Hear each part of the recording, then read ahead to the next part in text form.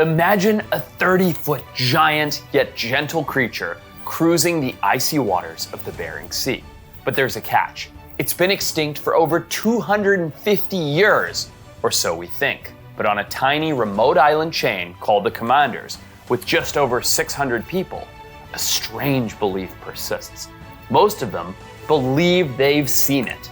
And what a dream come true that would be, because this amazing creature is one of the original animals that sparked my fascination with extinct creatures, the Steller sea cow. And in this video, we're going to break down why I think it could still be out there. But first, let's try to understand this gentle giant a little bit more. Looking very much like a beefy dugong, the Steller sea cow was first encountered by George Steller on Vitus Bering's, of Bering Sea fame, Great Northern Expedition, when the crew became shipwrecked on Bering Island in 1741.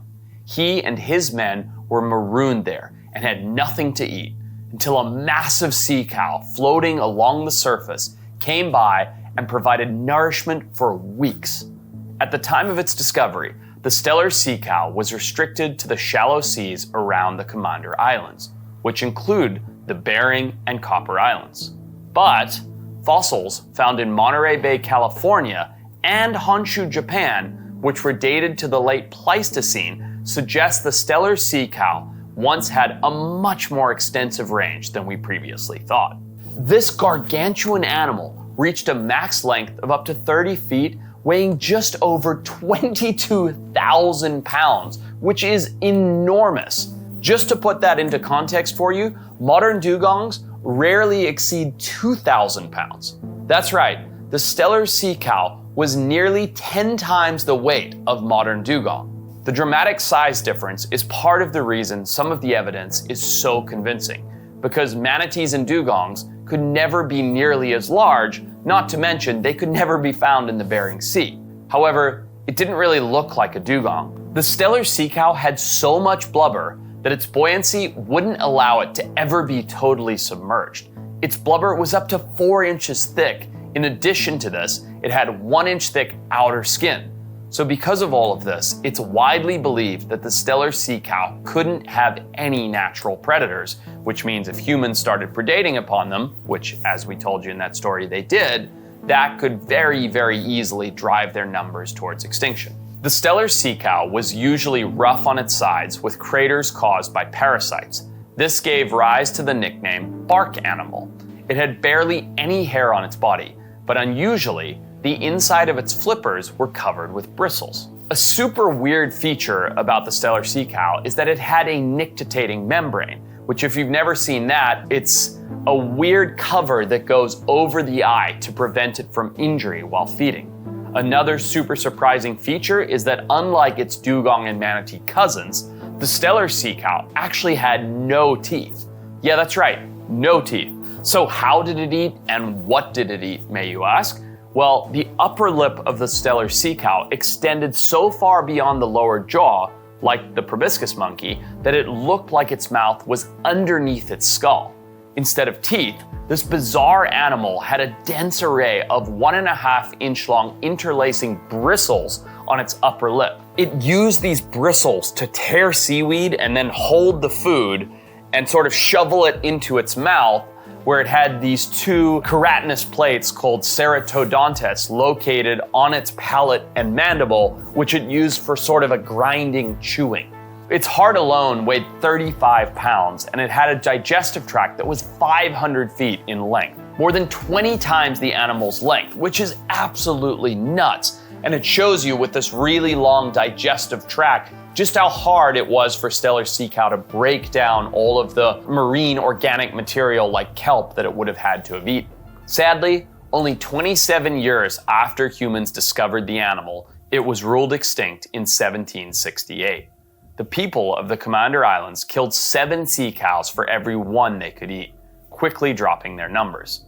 But there was a reason they did. George Steller himself, the famous expeditioner, described it as being, quote, tasty, with the meat having a similar taste to corned beef. It was also reported to be slow to spoil, which was attributed to the amount of salt in its diet, effectively curing the meat. They also used to drink the fat, with its taste being described as that of almond oil. In addition, they would also kill all of the otters in the area, who feasted primarily on sea urchin, which in turn ate all of the kelp that the sea cows needed for survival. So with these two factors, it really led to a rapid extinction of this giant, floating, incredible sea creature that sadly never stood a chance when it came to human encroachment. Now, onto the exciting stuff. Even though the Steller sea cow has been declared extinct for 256 years, sightings still persisted long after its presumed extinction. Bernard Houvelamans was a Belgian-French zoologist and one of the first to recognize that the Steller sea cow may still actually exist. Natives on Attu Island, an island in the chain of islands in the Bering Sea, report that the sea cows survived and were even hunted into the 1800s. A 1963 article by the USSR Academy of Sciences reported a possible sighting of large marine mammals following a 1962 whaling ship of 6 to 8 meter long animals with trunks and split lips grazing in the shallow waters near Kamchatka's Gulf of Anadyr. Similar sightings have more recently been reported by fishermen in the Kuril Islands, in Kamchatka, and in the Chukchi Peninsulas, which are one of the reasons I find this creature so incredibly fascinating. Is with such limited populations of people in such a crazy, vast, and wild area, could this big old beast still be floating around up there?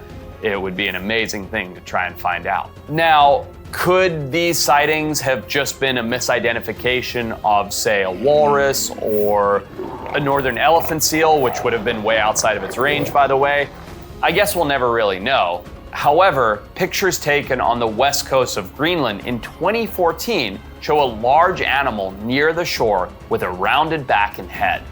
I'm not saying it was a Steller sea cow, but it's sure fun to imagine that maybe by some miracle, it could have been one of these behemoths. But get this, of these islands in the Bering Sea, there's one island, the island nation of the Commanders, which is so remote and so sparsely populated that of the 613 residents that actively live there today, it is said that most of them believe in the animal's ongoing existence, and there are even individuals who claim to have seen them in person as recently as last year. There is also promising evidence in regard to the sea otter population as well, which, as I explained, is so important to the diet of the Steller sea cow.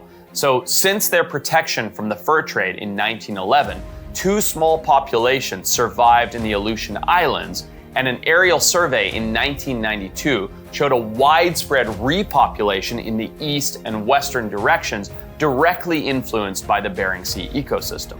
The reemergence of kelp forests like this is not necessarily a promising lead that the Steller sea cow could be there, but at least it's allowing it to have an abundant food source. So if 1 or 2 had escaped the ridicule of man, it would now at least have enough food to eat. And by the way, places to hide in those kelp forests so that it could actually potentially survive, if not under the ridicule of man. But heck, it was only in 2019 that we found an entire walrus colony, not an individual, an entire colony of these giant sea sausages north of Russia that we didn't even know existed.